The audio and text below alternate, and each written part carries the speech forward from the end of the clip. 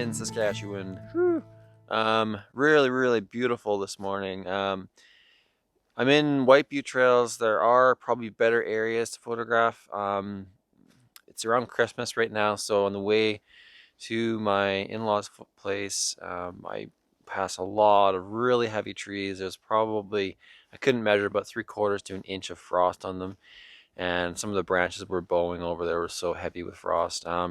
I might head out that way just to go for a bit of a drive after this and see if I can't grab a photo. But I thought in the meantime I'd go out to White Butte, just because I know there's frost there. A friend and I, Bryce Moronic, I'll put his website down below. It's incredible work. But we went to White Butte Trails 2 days ago when the fog had first started and the frost had kind of started building. And unfortunately, the valley had nothing.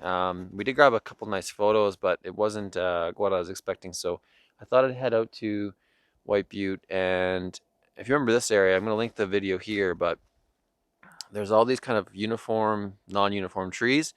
And I wanted an abstract of these ones with the kind of light as it hits it with some nice direct light, which we are getting right now. The sun is just peeking up over here. It's coming in and shining on this scene here. If you remember in that video, the other thing I talked about was finding characters in the woods to take photos of. And so this is a character. Everything is very uniform, like I said. And this one is very different from anything else. So I'm trying to arrange a photo right now, right here, of this tree right here. What I like about it, again, is just the character of this tree when you compare it with the surroundings. And so generally speaking, I'm trying to arrange a photo in a way that works. And it's really difficult because I have this kind of bush here that's blocking the trees in the background from getting a sort of balance. So I have all these really nice uniform trees here, but I have this really kind of odd character tree, which is, you can make a really good photo. And so I've tried a couple different options in different places, and I found this to be the best. So what I'm going to do is basically make a square crop around here, place this on the right third, and then this will be empty space, and then have these trees on the other side so that they kind of lean back in the frame and allow the viewer to kind of obviously come back towards the center because this is leaning the other way.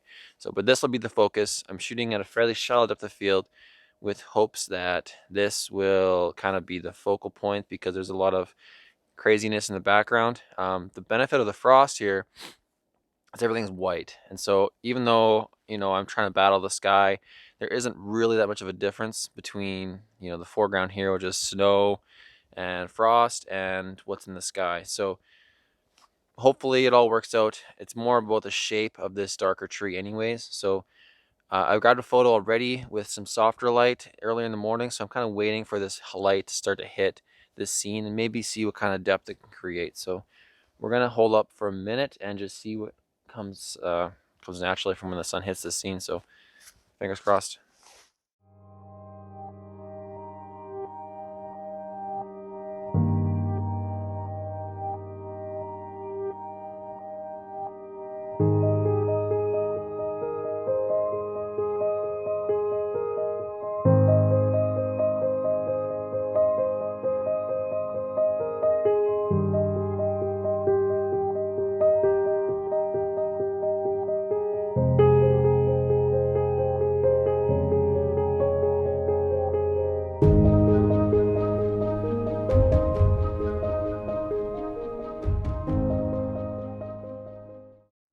You saw the version I like best. I took a few different kind of versions, 4x5 and 1x1 and 2x3 kind of formats. And then there's also, I depth of field, so I took a lot of different variations. And so that's one suggestion I would make if you're in the field.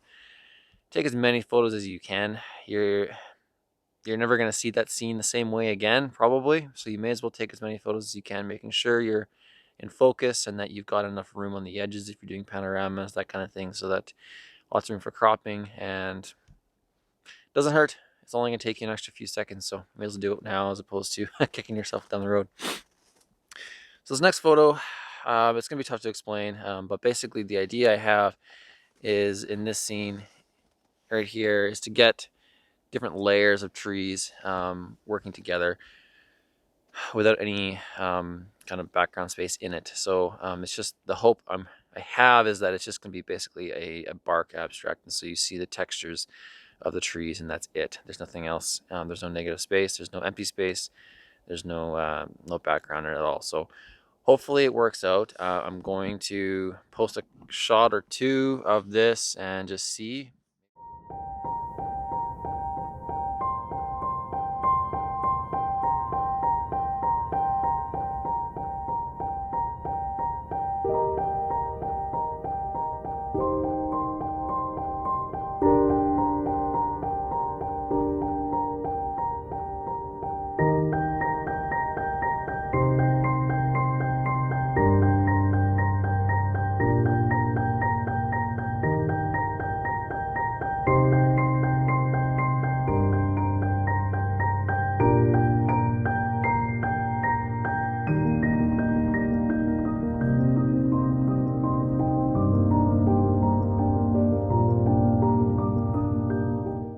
Well guys, I'm going to close it off here. So that's the video. I hope you guys enjoyed it. Hope you found it maybe helpful. Maybe you learned something about forest photography you didn't know.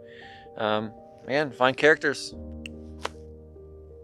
Look for the way that bark is kind of, or the way that light is hitting different trees, and try and make something more abstract. So those are my two fairly common approaches.